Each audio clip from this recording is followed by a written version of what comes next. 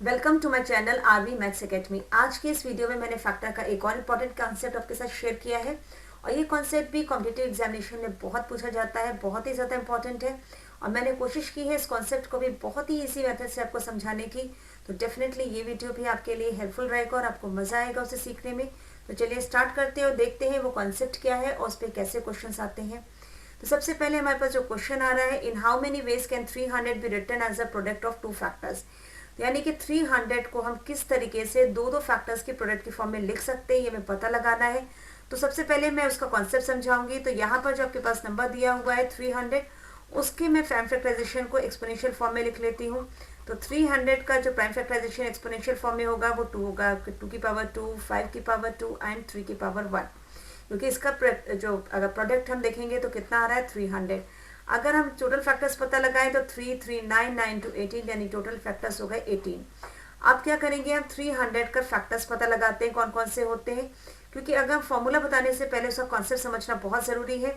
तो इसके फैक्टर्स हो गए 1, 2, 3, 4, 5, 6, देन 10, देन 12, देन 15 और फैक्टर हो गया इसका 20, 25, 30, 50, 60, 75, 100, 150 और 300।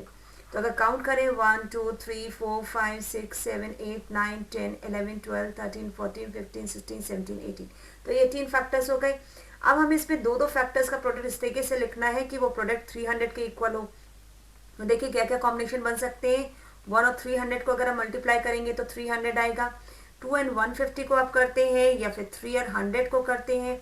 इसी तरीके से अगर आप 4 और 75 को कर दीजिए तभी 300 आएगा। 5 को 60 के साथ करिए या 6 को 50 के साथ कर दीजिए या 10 को 30 के साथ करिए या फिर 12 को 25 के साथ या फिर यहाँ पर 15 जो है 15 को अगर आप 20 के साथ करते हैं तो 300। तो यानी कितने कॉम्बिनेशन हो गए, 3 ये, 3 6 एंड 3 9। यानी कि हमारे पास टोटल कितने वेज हो गए हैं, 9 वेज हो गए।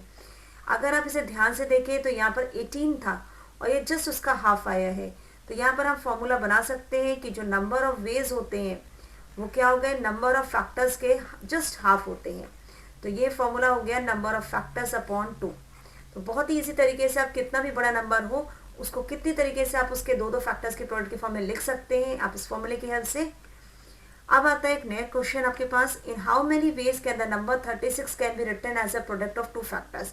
तो यहाँ भी वही काम करना है कि यहाँ भी आपको दो दो फैक्टर्स के प्रोडक्ट के फॉर्म में 36 को लिखना है। तो देखिए किस तरीके से लिखेंगे। 36 को अगर आप देख रहे हैं, अगर इसका मैं प्राइम फैक्टराइजेशन एक्सपोनेंशियल फॉर्म में लिखूं तो कितना हो गया 2 की पावर 2 एंड कितना हो जाएगा हमारे पास 3 की पावर 2। तो यानी कि 4 और 9 36 हो गए। टोटल फैक्टर्स हमारे पास कितने हो जाएंगे, 3 इंटू 3 9 फैक्टर्स हो जाएंगे। ठीक है, अब ये तो ऑड नंबर आ रहे हैं। देखिए अब कैसे लिख सकते हैं इसको। 36 के अगर हम फैक्टर्स की बात करें तो हमारे पास होते हैं 1, 2, 3, 4, 6, 9, 12, 18 और 36। देखिए 1, 2, 3, 4, 5, 6, 7, 8, 9 फैक्टर्स हो गए। अगर इसका प्रोडक्ट आप करेंगे तो 1 और 36 का प्रोडक्ट भी 36 होता है, 2 और 18 का भी 36 होता है, 3 एंड 12 का भी 36 होता है, 4 और 9 का भी 36 होता है। लेकिन अगर आप 6 को 6 से मल्टीप्लाई कर दें तो भी 36 होता है। यानी हमारे पास टोटल कितने वेज हो गए, 5 वेज हो गए। लेकिन जैसे अभी मैंने आपको फॉर्मूला बताया था कि नंबर ऑफ फैक्टर्स का जस्ट हाफ कर दें, लेकिन यहाँ पर 9 का हाफ तो 5 होता नहीं है। तब क्या करें, अगर आप इसे ध्यान से देखिए ये एक परफेक्ट स्क्वायर नंबर है। तो आप देखिए अगर इसमें 9 में मैं 1 ऐड कर दूं तो कितना हो जाएगा 10, और 10 का जस्ट हाफ यहाँ लिखा हुआ है। तो इसका मतलब जब नंबर परफेक्ट स्क्वायर होता है तो उस समय जो हमारे पास नंबर ऑफ वेज आते हैं वो क्या कैसे निकालते हैं, हम नंबर ऑफ फैक्टर्स जो होते हैं उसमें हम 1 ऐड कर देंगे और उसके बाद हम उसे 2 से डिवाइड करेंगे। अब आता है मेरे पास दूसरा question, in how many ways can the number 36 can be written as a product of two different factors. यहाँ डिफरेंट फैक्टर्स की बात कर रहे हैं, डिफरेंट कह दें या डिस्टिंक्ट कह दें, तो उसमें मैं ये वाला केस कंसिडर नहीं करूंगी। तो मेरे पास कितने वेज हो जाएंगे, केवल 4 वेज हो जाएंगे। अब यहाँ अगर देखिए ये भी हमारा 9 का हाफ नहीं है, ना ही इसमें अगर 9 में 1 ऐड कर दूं तो भी इसका हाफ नहीं, क्योंकि इसका हाफ 5 होता है। तो 4 क्या है, अगर मैं 9 में से 1 माइनस करती हूँ और उसका हाफ करती हूँ तो 4 आएगा। यानी कि अगर आपको डिफरेंट फैक्टर्स लिखने हैं या डिस्टिंक्ट फैक्टर्स लिखने उस समय परफेक्ट स्क्वायर अगर आपके पास नंबर है तो यहाँ पर जो नंबर ऑफ वेज आ जाते हैं वो उसका फॉर्मूला क्या हो जाएगा, नंबर ऑफ फैक्टर्स, और नंबर ऑफ फैक्टर्स में से आप 1 माइनस कर दीजिए अपॉन 2। यानी अगर आपको ये फॉर्मूले मालूम है तो आपको सारे कॉम्बिनेशन लिखने की जरूरत नहीं है। तो यहाँ पर एक और क्वेश्चन देखते हैं। If both 11 square and 3 cube are factors of the number a की पावर समथिंग आपके पास दिया नहीं, आपको पता लगाना है, इंटू 4 की पावर 3 इंटू 6 की पावर 2 इंटू 13 की पावर 11।